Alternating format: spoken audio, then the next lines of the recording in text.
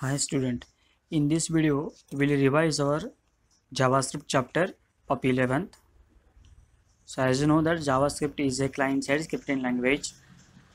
So we are using different types of scripting languages to design our web page dynamic, and for that we are using client-side scripting, that is JavaScript.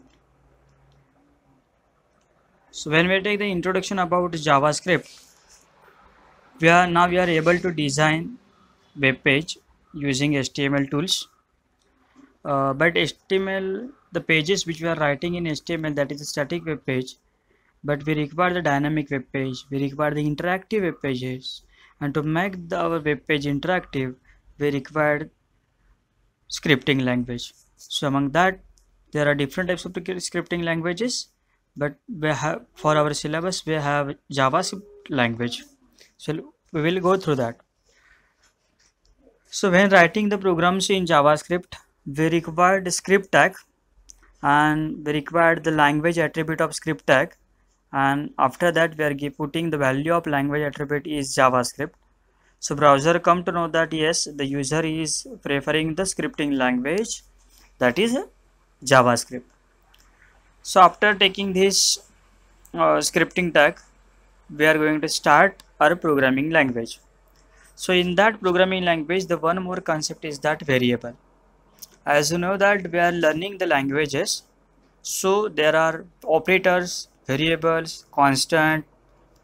These all things we have to study in this chapter. So just we will revise these all things. Now how to declare variable in JavaScript? To declare variable in JavaScript, we are using var keyword, and JavaScript is a case sensitive language. So uppercase and lowercase is matter. Hence, while declaring the variables, we have to take so many precautions. So there are some rules to declare the variables. That is, first one is variable should not start with number. Uppercase and lowercase is distinct, means the keyword sum in lowercase and keyword sum in uppercase is different. It's having different meaning. Then no any special character is allowed in that, escape underscore. Then the variable length should be up to 255 characters. It should not be extended in that. Also, variable cannot allow any blank space. So after the declaration of variable, so what do you mean by variable first? So variable means we are declaring the value or whatever inputs we are taking or whatever calculations we are performing. To store such calculations, we require the variables. So for example, for addition of two numbers, we are declaring the variables like a, b, and add, that is add for to storing the addition of two numbers. So while declaring the variables, we have to also consider the data types. So what do you mean by data types? So in JavaScript, there are basically four to six types of data types. First is number data types. So in that number data type consists integer and also floating. When we have to store the value of integer type value, then we are using integer data type. When we have to display the floating point values, then we are using float data type. Then string type. In string type, we can store the character or number of characters. So when we have to store the characters or number of character, that is a string, we are using string data type. When we have to store the value in the form of true or false, that is, for that we are using boolean type. When we have to store data which is divisible by 0, which gives you a special value, that is infinity data type. Sometime we are not writing any data or we are not taking any data, so that time we are taking the empty data. Hence at the time we are using null data type. And also there is undefined data type, that returns undefined when variable which is declared but not assigned. जेव्हा आपण variable declare केलं असेल पण assign केलेलं नसेल, अशा वेळेस we are using undefined data types. So after data types, we are going to ahead, that is on the point of operators. So different types of operators we are using in JavaScript. Basically, that is first one is the mathematical operators. In mathematical operator, we are using plus for addition, minus for subtraction, multiplication symbol for the product, then division, and also one more operator we are added into this, that is mod. That is, it is looking like a percentile but is acting as modulus. The main function of modulus operator is to return the remainder after a division operator. Then there is also assignment operator. For assignment operator, we are using is equal to symbol, means we are assigning value for that. For example, a is equal to 15. The next type of operators are relational operators. Relational operators are used to define the relation between two operands. First operand, what is exactly? Comparison. It is also called as a comparator operator. So it compares one value with another value, and for that we are using different. First one is less than, then greater than, then less than equal to, then greater than equal to, then equal to. It shows the equality, and for that we are using double equal to symbols. Then not equal to is represented by exclamatory symbol, and then is equal to. After these relational operators, we have to also learn the logical operators. So logical operators are used to display the logical values, that is and, logical and. When we have to display the value in logical and, means all the conditions, both the conditions are true, then and then only execute the operation. For that we are using AND operator. When we are checking conditions like one of the operand or one of the condition is true, then we are using OR operator, and when we have to write the negation of that, then we are using NOT operator. There are also some increment operation, increment and decrement operator. It is also called as unary operators. So there are pre-increment and post-increment, pre-decrement, post-decrement. That operators also we are using. And then the comment in JavaScript. So the non-executable statement in program, that is called as comments, and comments in JavaScript is given by single line comment is given with the slash, double slash. We are giving double slashes. The statements which are starting from beginning with two backward slashes, then it is called a single comment. And if you have to give comment to the multiple code, it is called as a multi-line comments. The multi-line comment is starting with slash star and it is ending with star slash. So whatever we are writing in comment, that will not execute at the time of program execution. So friends, as you know that JavaScript is a object-oriented programming language. So there are also some functions.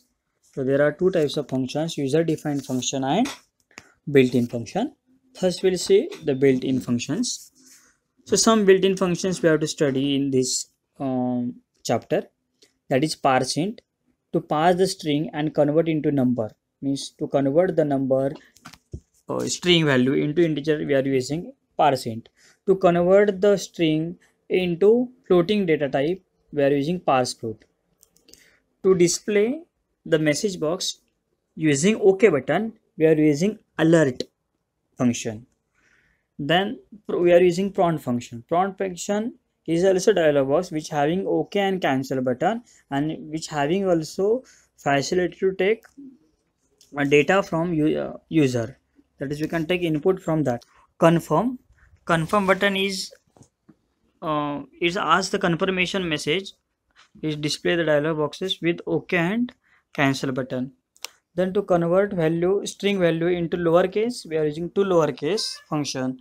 And when we have to convert given string into uppercase in capital letters, we are using to uppercase. And when we have to display the string is not a number, then we are using isNone function.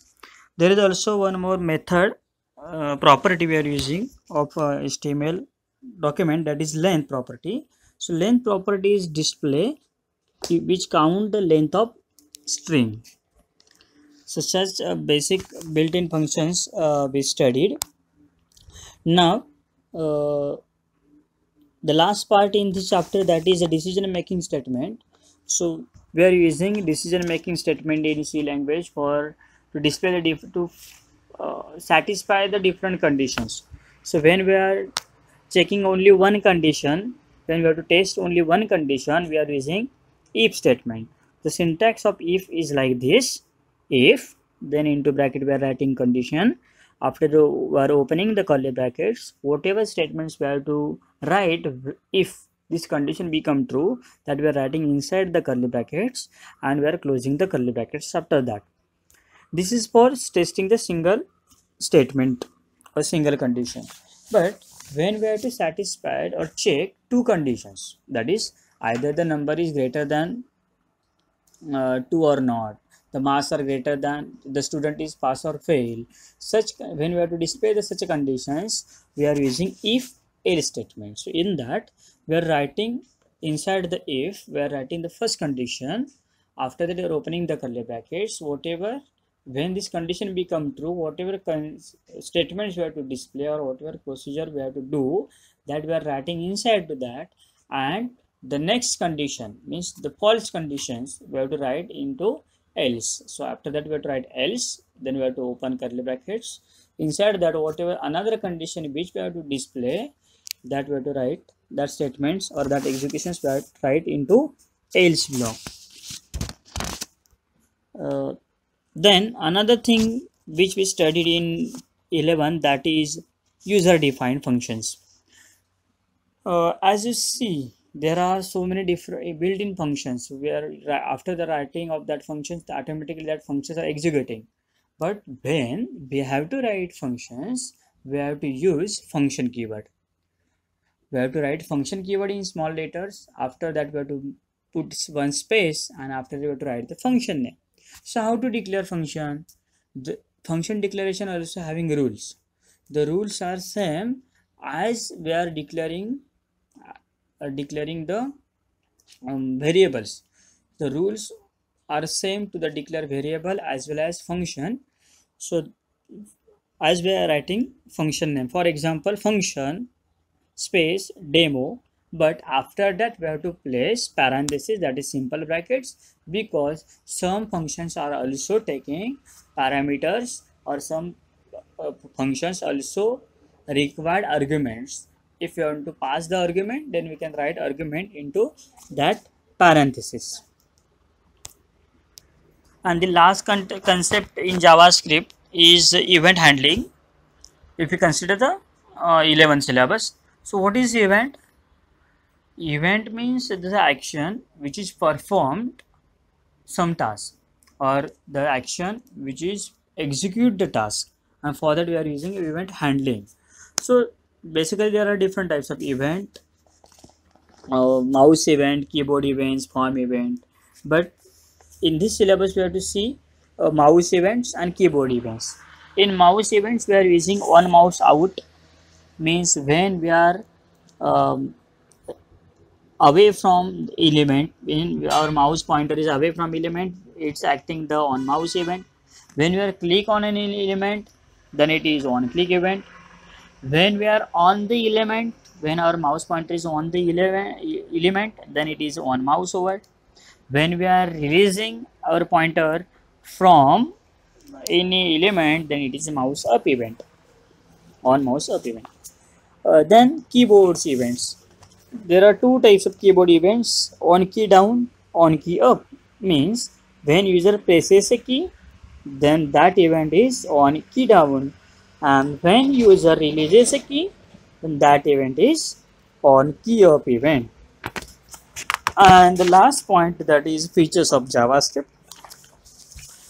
So perform input data validation, means JavaScript is for the validation purpose. It is also lightweight scripting language. It is case sensitive language. It makes web page more interactive, as I told earlier. It can handle date and time effectively. It is also, they are having also objects, date object.